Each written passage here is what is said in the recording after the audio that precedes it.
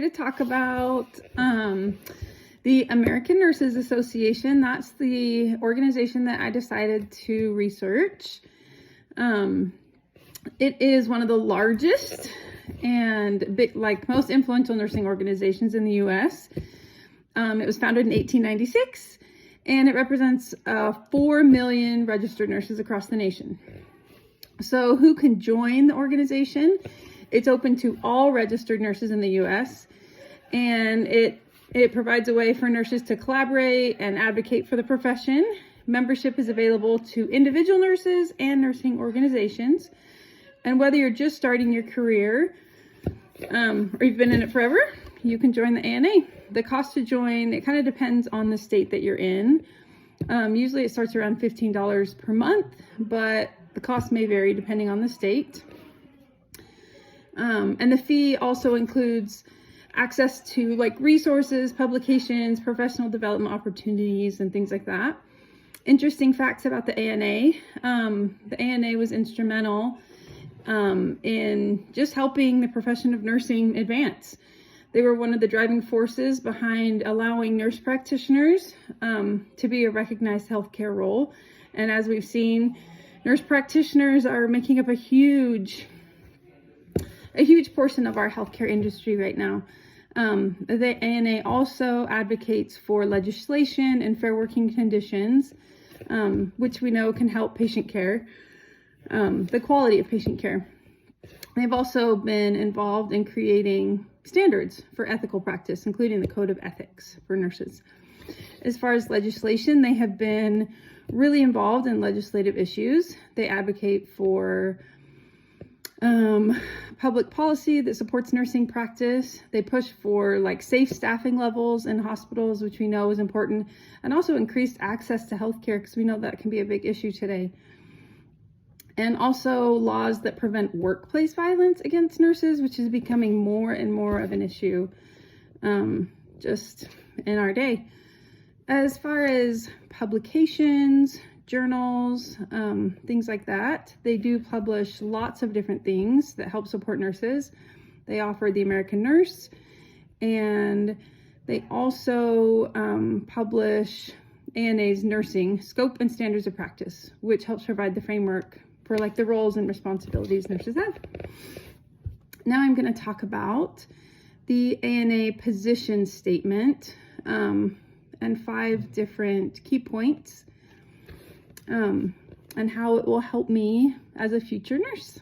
The first one is patient advocacy, and I really like their emphasis on patient advocacy. I think that's our huge role that we have as nurses, is to be an advocate for our patient, especially making sure they're educated about different treatments and any unsafe practices, to make sure that we are the ones that can be the voice for the patients when sometimes they can't do that for themselves.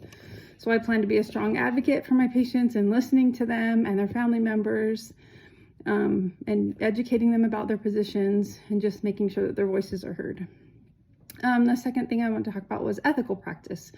The ANA, it stresses the importance of ethical practice.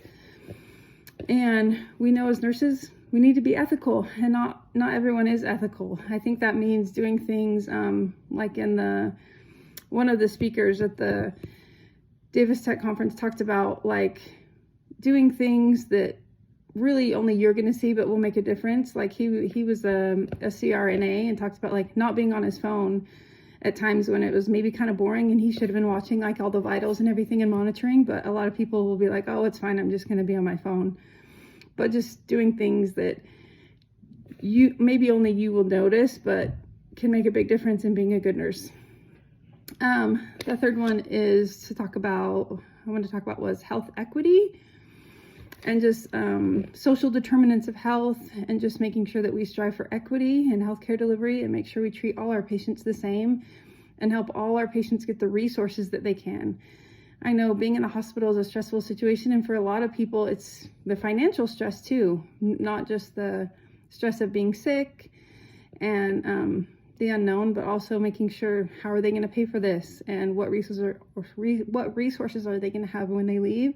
And it's our job as nurses to reach out and make sure that social work and other collaborate with those other teams to make sure that our patients get the health care that they deserve, regardless of income or anything like that. Workplace safety is another area that the ANA addresses.